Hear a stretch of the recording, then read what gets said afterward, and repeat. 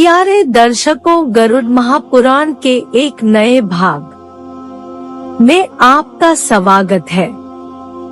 प्यारे दर्शकों से बेनती है कि या तो कथा पूरी देखें या ना देखें। अगर आप आधी कथा देखेंगे या बीच में छोड़ेंगे तो आप पाप के भागीदार होंगे।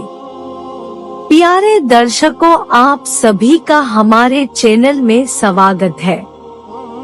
धर्म से जुड़ी वीडियो देखने के लिए हमारे चैनल को सब्सक्राइब और लाइक करें। धन्यवाद। प्यारे दर्शकों, अगर आपने वीडियो का इससे पहला भाग नहीं देखा तो इस चैनल पर जाकर देखें। धन्यवाद। हम यह दुआ करते हैं कि प्यारे दर्शकों के ऊपर श्री हरि कृपा करे। सभी प्रेम से बोलो श्री हरि, श्री हरि, श्री हरि। मेरे माता पिता, भाई, पुत्र कोई है अथवा नहीं है जो इस दोहक सागर में गिरे हुए मुझ पापी का उद्धार कर सके। ऐसा विलाप करता हुआ वह जीव मार्ग में चलता रहता है।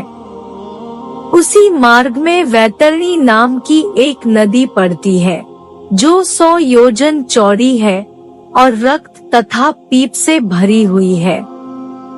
जैसे ही मृतक उस नदी तट पर पहुंचता है, वैसे ही वहाँ पर नाव वाले मल्लाह आदि उसको देखकर यह कहते हैं कि यदि तुमने वैतरणी गौ का दान दिया है तो इस नाव पर सवार हो जाओ और सुखपूर्वक इस नदी को पार कर लो।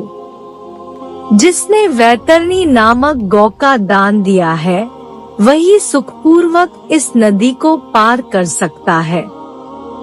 जिस व्यक्ति ने वैतरणी गौ का दान नहीं दिया है उसको नाविक हाथ पकड़कर घसीटते हुए ले जाते हैं। तेज और नुकीली चोंच से कौआ, बगुला तथा उल्लूक नामक पक्षी अपने प्रहार से उसे अत्यंत व्यथित करते हैं। हे पक्षिण, अंत समय पर मनुष्यों के लिए वैतरणी का दान ही हितकारी है। यदि प्राणी अपने जीवन काल में वैतरणी नामक गौ का दान देता है तो वह गौ समस्त पापों को विनष्ट कर देती है और उसको यमलोक न ले जाकर विष्णुलोक को पहुंचा देती है। 7वां मास आ जाने पर मृतक बहवापर नामक पुर में आ जाता है।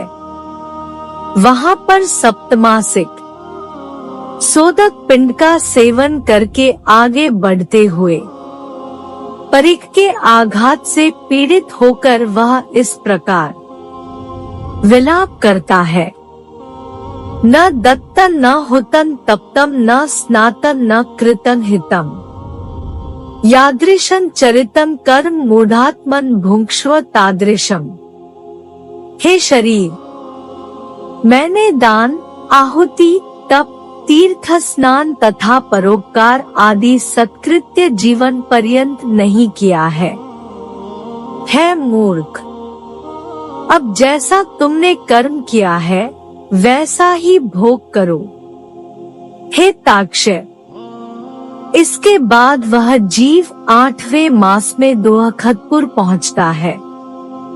वहाँ स्वजनों के द्वारा दिए गए अष्टमासिक पिंड और जल का सेवन करके नानाक्रंद नामक पुर की ओर प्रस्थान कर देता है। मार्ग में चलते हुए मूसलाघात से पीड़ित होकर वह इस प्रकार विलाप करता है। तो जाया चिकुलैश्चादुक्तुभिर्वच नैर्मम भोजनम भल भल्लीभिर्मुसलैश्च कुमारनम। हाय, कहा चंचल नेत्रों वाली पत्नी के चापलूसी भरे वचनों के द्वारा किए गए मनोविनोदों के बीच मेरा भोजन होता था और कहाँ भाला बच्चियों तथा मुसलों के द्वारा मुझे मारा जा रहा है। इस प्रकार विलाप करता हुआ वह जीव 9वें मास में नानाक्रंदपुर पहुँच जाता है।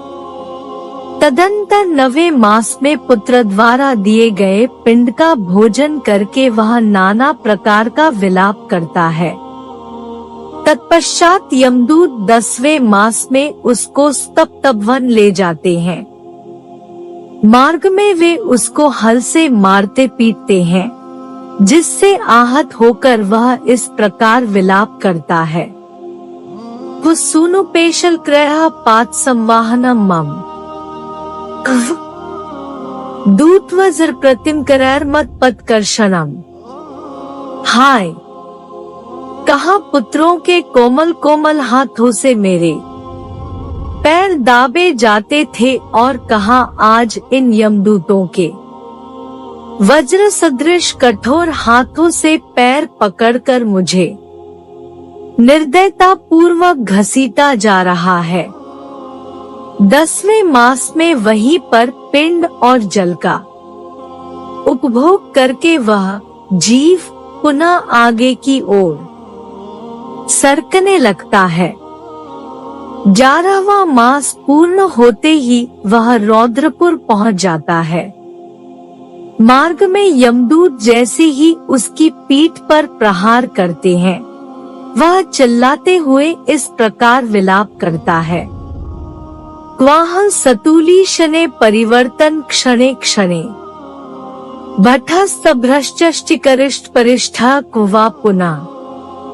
कहाँ मैं रुई से बने हुए अत्यंत कोमल गद्दे पर लेटकर प्रतिक्षण करवटे बदलता था और कहाँ आज यमदूतों के हाथों से निर्दयता पूर्वक मारी जा रही लाठियों के प्रहार से कटी पीठ से करवट बदल रहा हूँ। हे द्विज, इसके पश्चात वह जीव पृथ्वी पर दिए गए जल सहित पिंड को खाकर पयोवर्षण नामक नगर की ओर प्रस्थान करता है। रास्ते में यमदूत कुल्हाड़ी से उसके सिर पर प्रहार करते हैं। हताहत होकर वह इस प्रकार का विलाप करता है। भरित्य कोमल क्रैर गंध तैलाव सेचनम कुकीनाशानुगैः क्रोधात् कुठारयः शिरसि व्यथा। 5 139 से 140। हाय, कहाँ भृत्यों के कोमल कोमल हाथों से मेरे सिर पर सुवासित तेल की मालिश होती थी और कहाँ आज क्रोध से परिपूर्ण यमदूतों के हाथों से मेरे इस सिर पर कुल्हाड़ियों का प्रहार हो रहा है। इस पयोवर्षण नामक नगर में वह मृतक उनाब्दिक श्राद्ध का दुख पूर्वक उपभोग करता है। तदंतर वर्ष बीतते ही वह शीताढ्य नगर की ओर चल देता है। मार्ग में बढ़ते हुए उस मृतक की जिह्वा को यमदूत छुरी से काट डालते हैं, जिससे दोहखित होकर वह इस प्रकार विलाप करता है। प्रियालापैः क्वच रसमधुरत्वस्य वर्णनम् उक्तमात्रे सिपत्रादिजिह्वाच्छेदः क्वचैव हि। अरे, कहाँ परस्पर प्रिय वार्तालापों के द्वारा इस जिह्वा के रसमाधुर्य की प्रशंसा की जाती थी, कहाँ आज मुंह खोलने मात्र पर ही तलवार के समान तीक्ष्ण छुरी आदि के द्वारा मेरी उसी जिह्वा को काट दिया जा रहा। तदंतर उसी नगर में वह मृतक वार्षिक पिंडोदक तथा श्राद्ध में दिए गए अन्य पदार्थों का सेवन कर आगे की 4.1137 और बढ़ता है। पिंड शरीर में प्रविष्ट होकर वह बहुभीति नामक नगर में जाता है। वह मार्ग में अपने पाप का प्रकाशन और स्वयं की निंदा करता है। यमपुरी के इस मार्ग में स्त्री भी इसी प्रकार का विलाप करती है। इसके बाद वह मृतक अत्यंत निकट ही स्थित यमपुरी में जाता है। वह याम्यलोक 44 योजन में विस्तृत है। उसमें श्रवण नामक 13 प्रतिहार है। उन प्रतिहारों को श्रवण कर्म करने से प्रसन्नता होती है, अन्यथा वे क्रुद्ध होते हैं। ऐसे लोक में पहुंचने के पश्चात प्राणी मृत्युकाल तथा अंतक आदि के मध्य में स्थित क्रोध से लाल लाल नेत्रों वाले काले पहाड़ के समान भयंकर आकृति से युक्त यमराज को देखता है। विशाल दांतों से उनका मुखमंडल बड़ा ही भयानक लगता है। उनकी भ्रूभंगिमाएं तनी रहती है, जिससे उनकी आकृति भयानक प्रतीत होती है। अत्यंत विकृत मुखाकृतियों से युक्त सैकड़ों व्याधियां उनको चारों ओर से घेरे रहती है। उनके एक हाथ में दंड और दूसरे हाथ में भैरव पाश रहता है। यमलोक में पहुंचा हुआ जीव यम के द्वारा बताई गई शुभाशुभ गति को प्राप्त करता है। जैसा मैंने तुमसे पहले कहा है, उसी प्रकार की पापात्मक गति पापी जीव को प्राप्त होती है।